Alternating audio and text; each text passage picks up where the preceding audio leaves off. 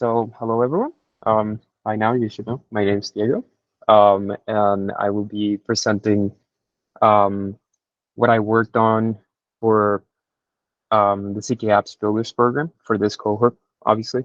Um, I titled the presentation Data Attestation for Mina zkApps, but just because I thought it sounded um, better than just saying um, Celestia Quantum Gravity Bridge for Mina, because then who else knows like what that even means? So yeah, let me get into it. So essentially, my project consists of like um, connecting Celestia to Mina. Um, it essentially uh, a one-way bridge for relaying message or data from Celestia to Mina. Um, we're gonna have to talk a little bit very briefly about Celestia because obviously this is the Mina zkApps Builders program. We're all familiar with like what Mina is, but maybe you're not familiar with what Celestia is. So I'll try my best to do a very quick intro. Celestia is like a minimal modular consensus and data network. Um, it provides data availability proofs. We'll get into that in like the next slide. And it's a network that's built with rollups in mind. So Celestia's thing is essentially a network specifically for you to deploy rollups on top of. Given all the other like properties that it has, it makes it like ideal for you to uh, build rollups on top of. Other things to note about Celestia is that you can post data to Celestia, but the data is more so um, like account balances. It's not arbitrary data. And the other thing is that Celestia neither validates this transaction data that you're sending to it or executes anything on it. It just takes it and says, okay, cool, I'll keep that for later. Um, if you read about Celestia or Google it or anything, you're probably going to hear the word data availability. Um, Data availability or the data availability problem, they're just terms that are used to refer to like a specific problem that's faced in various blockchain scaling strategies, mainly like rollups. Um, Essentially, the problem is worded by John is how can nodes be sure that when a new block has been produced, uh, that all the data behind the block was published to the network, right? If you don't have this data, then the user is unable to detect if there were invalid transactions included in a block for like a rollup, right? This is where Celestia and data availability sampling come in.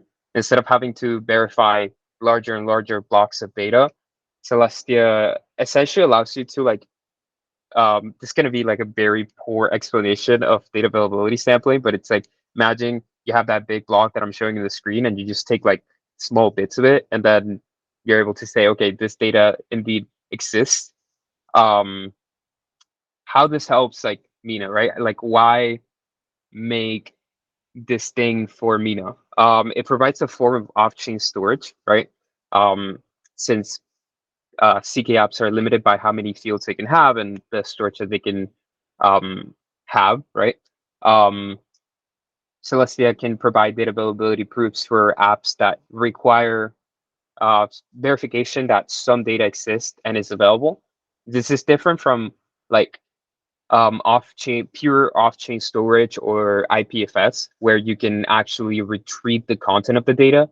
This, what I built or what I tried to build, would allow you to verify an attestation that some data that your application published is available, which um, the main use case I can think of for that is rollups, right? I think rollups are cool. And how Mina helps Celestia, well, since like Mina is lightweight and is like validity by default, you can use it as a settlement layer.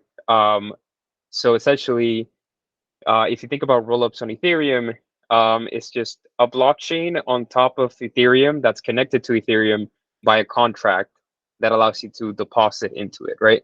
That's a very poor and brief explanation of what rollups are, but that should do for now.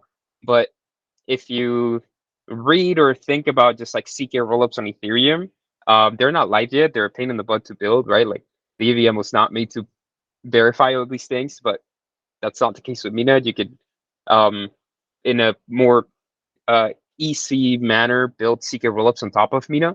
Um, you also have like fixed cost for like publishing your proofs, and Celestia helps you by essentially not having to post the data to Mina. You can just post it to Celestia. Um, so what is a quantum gravity bridge in parentheses for Mina? Because the quantum gravity bridge is just um, something that the Celestia team already worked on for EVM chains, right? Um, I made this little diagram, kind of just like ripped off apart another diagram that the Celestia team had for their EVM bridge. But you can think about it as you have some zkApp or ideally some rollup. Well, not ideally, more likely a rollup than any other thing. And essentially, this rollup does two things. It publishes transaction data to Celestia, and it publishes proofs to Mina. And in order to verify the validity of the proofs, you need to obviously not only have the state diffs, but you also need to have the data. So that's where like the quantum gravity bridge comes in. You essentially have trustless relayers send data from Celestia to Mina, and then at any moment in time, you can verify, oh, the proof that my rollup published to Mina is valid, and then you can move on and be happy that um, there wasn't like, I don't know, an invalid transaction in your rollup. What can we even do with this thing, right? Like, what can we do with the quantum gravity bridge on Mina? I took this diagram from a writer who's like anonymous, but they go by Rain and Coffee on Twitter. Um, I I just took it because it's a really nice diagram. Imagine you just have the DA bridge contract is essentially the quantum gravity bridge contract, and then you have some rollup contract on Mina that talks to the quantum gravity bridge contract, and your sequencer would be your rollup or essentially off-chain computation zkApp, right? And all you're doing is publishing the transaction data to Celestia, publishing your proof and your state to Mina, and then thanks to the quantum gravity bridge, you can actually do the attestation that these transactions in your rollup were correct. So how it works, first, you obviously need the data. You need to relay the data from Celestia to Mina.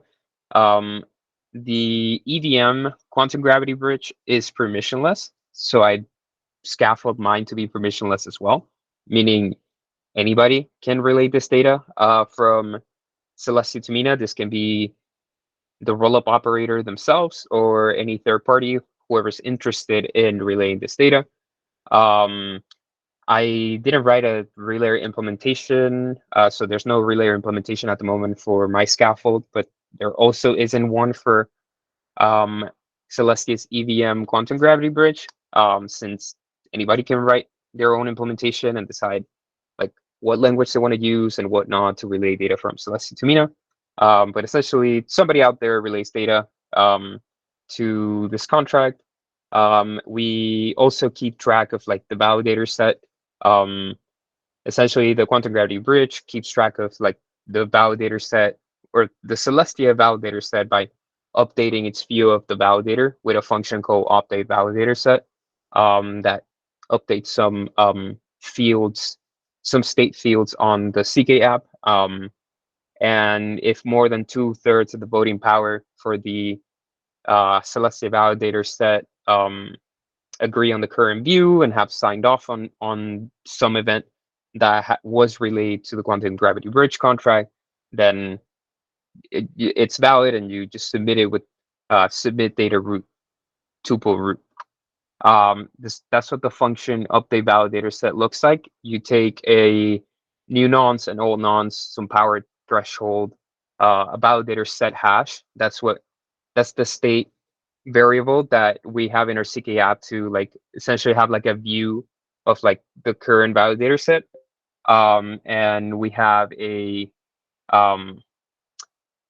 current validator set that you pass to the function, as well as a list of signatures. Obviously, this assumes that you can like pass like um, some array of arbitrary size to the zkApp, which I believe is not possible at the moment, but there's other things that are not possible at the moment. We'll get on that later. Then there's the submit data root tuple root function, which is what the relayer talks with. All the relayer has to do is just submit this tuple root to the contract, passing these parameters. And then either very likely the operator themselves or some other contract that you build for your own rollup will call this function called verify attestation. There you can just verify that the data for your rollup exists, and if it's true, then you can essentially know that your transaction that well you know if this returns true and you have your own rollup contract that talks to this, you can essentially guarantee that the transactions that were done in your rollup are correct. So then you move on, you're happy. Some of the challenges with trying to build this with snarky.js, but also just like improvements that I can do to this code base are, well, let me just get on with challenges first. Mina does not support SHA-256, Ketchak 256, and ECDSA, at least in an efficient manner. The scaffold that I have, I built it by using somebody's implementation of like SHA-256 verification in a snarky.js app, but obviously that's not, even though their implementation does not go over the constraint limits for a zkApp, for a circuit, it's still not what's the word I'm looking for? Efficient. So ideally, in the future, once there's custom gates and there's a better way to do these things, this can actually go like live, because I only found like a SHA-256 implementation, not a Ketchak 256. So then, yeah, I need that to be able to like make this thing actually work and test it out in a testnet. ECDSA is not a hard requirement. We'll get on that later. The other challenge is that I can't pass like dynamic arrays to methods in snarky.js. Somebody correct me if I'm wrong once I'm done with the presentation, but I believe that's not possible. I tried and the compiler was just yelling at me. So that's not a hard requirement for some parts. Yeah. Just a 1 minute warning. Yeah, I'm almost done. So yeah, dynamic arrays are not necessarily a hard requirement for all the functions on the quantum gravity bridge, but there are some that it's needed, mainly for like the data root itself, since it's in Solidity, it's a array of bytes that can be of any size, and yeah, that's essentially I need that. Celestia does not support Schnorr signatures at the moment, but as I talked with someone from Celestia, they told me that it's possible to add support for that, and it's not a consensus-breaking change. So if that happens, then I don't need ECDSA verification on the quantum gravity bridge on Mina. And the current scaffold is essentially like an adapted copy of the Solidity code for Celestia's EVM quantum gravity bridge. What I mean by that is not that I just like copy paste it and just change it to TypeScript. It means more like the structure of the contract itself and functions is model after it. So you can probably make a more efficient and improved version with just like more thought put into it. And yeah, that is it.